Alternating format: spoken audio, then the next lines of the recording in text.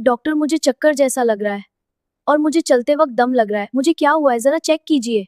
तुम्हें अनीमिया है। इसे iron deficiency, vitamin B12 deficiency या ब्लड लॉस की वजह से। थैलेसीमिया भी हो सकता है क्या? हाँ, ये देखने के लिए हमें टेस्ट करना होगा। अनीमिया के लक्षण है चक्कर आना, दिल की धड़कन कम ज्यादा होना, स्किन पीली पड़ना, कमजोरी लगना, दाम लगना।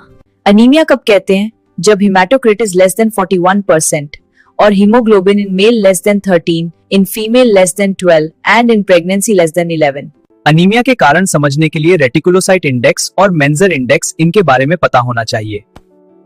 रेटिकुलोसाइट इंडेक्स हमें anaemia, under production of RBC से हुआ है या इंक्रीज डिस्ट्रक्शन और लॉस की वजह से हुआ है पता चलता है। रेटिकुलोसाइट इंडेक्स निकालने के लिए ये फॉर्मूला यूज करें। Reticulocyte count into patient haematocrit divide by normal haematocrit.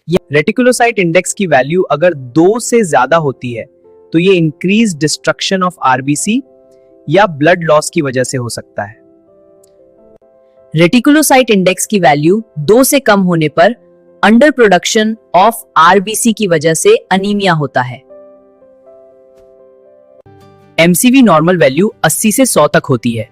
80 से नीचे मतलब लो एमसीवी, 100 के ऊपर मतलब हाई एमसीवी। अगर एमसीवी 80 से कम होता है तो माइक्रोसाइटिक अनीमिया, अगर एमसीवी 100 से ज्यादा होता है तो मैक्रोसाइटिक अनीमिया, और अगर 80 और 100 के बीच होता है तो normocytic anaemia. Normal value haematocrit की 45 होती है। मैच्योरेशन फैक्टर हेमाटोक्रिट 35 के लिए 1 होता है, हेमाटोक्रिट 35 के लिए 1.5 होता है और हेमाटोक्रिट 25 के लिए 2 है। माइक्रोसिटिक एनीमिया जो आयरन की कमी से होने वाला एनीमिया, क्रॉनिक इन्फ्लेमेशन का एनीमिया या साइड्रोब्लास्टिक एनीमिया हो सकता है। यदि आयरन स्टडीज असामान्य हैं और मेंजर इंडेक्स 13 से अधिक है तो ये आयरन की कमी वाला एनीमिया है। अगर आयरन स्टडीज नॉर्मल है और मेंजर इंडेक्स 13 से कम है तो वो थैलेसीमिया होता है। ये एक सिंपल टेस्ट है जिससे हम थैलेसीमिया जैसे जेनेटिक अनीमिया को पहचान सकते हैं। आयरन स्टडीज में अगर आयरन डिक्रीज्ड है, टीआईबीसी इंक्रीज्ड है और फेरिटीन डिक्रीज्ड है तो वो आयरन डेफिशिएंसी एनीमिया होता है। आयरन स्टडीज में अगर आयरन डिक्रीज्ड है, टीआईबीसी डिक्रीज्ड है और फेरिटिन इंक्रीज्ड है तो वो अनीमिया ऑफ क्रॉनिक इन्फ्लेमेशन है। आयरन स्टडीज में अगर आयरन इंक्रीज्ड है, टीआईबीसी नॉर्मल है और फेरिटिन इंक्रीज्ड है तो वो साइड्रोब्लास्टिक अनीमिया है। नॉर्मोसाइटिक अनीमिया ये chronic disease, CKD, acute blood loss या क्रॉनिक इन्फ्लेमेशन की वजह से होता है। मैक्रोसिटिक एनीमिया के 2 प्रकार होते हैं, megaloblastic and non megaloblastic. Megaloblastic anaemia में इमेच्योर आरबीसी होते हैं और वो विटामिन B12 डिफिशिएंसी के कारण होता है।